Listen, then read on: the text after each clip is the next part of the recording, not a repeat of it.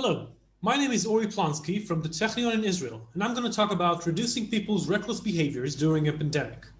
This is based on a paper now in press in JDM with my co-authors Yefim Roth and Ido Erev. The day before I made this video, I came across this tweet that got a lot of attention saying, "I was not prepared for how many people are willing to let others die rather than suffer even a moment's inconvenience." This, of course, refers to people's behavior in a pandemic, not wearing masks, not following physical distancing guidelines, and so on. Is it true that people simply disregard other people's lives? Perhaps sometimes, but in many cases, we can attribute reckless behaviors to complacency rather than pure malice. In this work, we demonstrate that the emergence of complacency and reckless behaviors is fully expected by what we know about basic tendencies of decision-making. First, we should note that compliance with guidelines requires repeated effort. We need to repeatedly make the small decision to be responsible, putting on a mask and so on.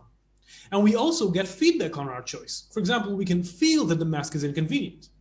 In behavioral decision-making, there is a long line of research studying small repeated decisions with feedback that is called decisions from experience. From this line of study, we know that experience quickly makes people behave as if they believe that it won't happen to me.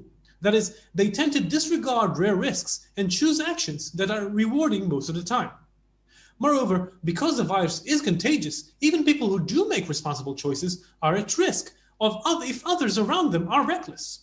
This in turn leads to behavioral contagion of reckless behaviors, because making responsible choices does not even provide the protection that they are meant to provide. Now, there could also be many other reasons people behave recklessly in a pandemic, and the slide here lists some. But here we focus on these basic decision-making issues, that people behave as if they believe it won't happen to me, and the behavioral contagion of reckless behaviors in pandemic. We show that these two things are a sufficient condition for emergence of reckless behaviors. To do this, we run an experiment devoid of context, keeping only these two elements. In our experiment, groups of 4 people play a repeated game that we call the reckless or responsible game. In each round, each person chooses either reckless or responsible and gets feedback on the payoff each option provides. The payoff distributions are on screen. Basically, those who choose reckless get a positive payoff most of the time, but can also lose big, while those who choose responsible are safe from this large loss, but only if everyone else is also responsible, not if someone else in the group is reckless. Importantly, most of the time, reckless is better than responsible. And although reckless has a negative expected value, 91% choose reckless in this game. What can we do about this challenge? Well, if people are indeed reckless because they choose actions that are rewarding most of the time, then we need to give them a responsible option that is rewarding most of the time.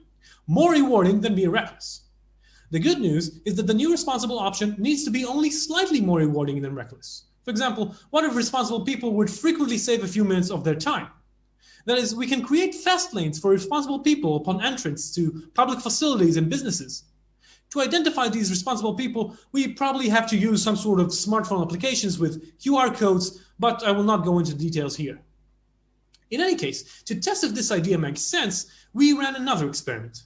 In this game, there were 3 choice options. 2 identical to the original game, and 1 that is called app use. Its payoff distribution is also on screen. The main idea here is that users of the app get frequently better payoffs than those that reckless people get.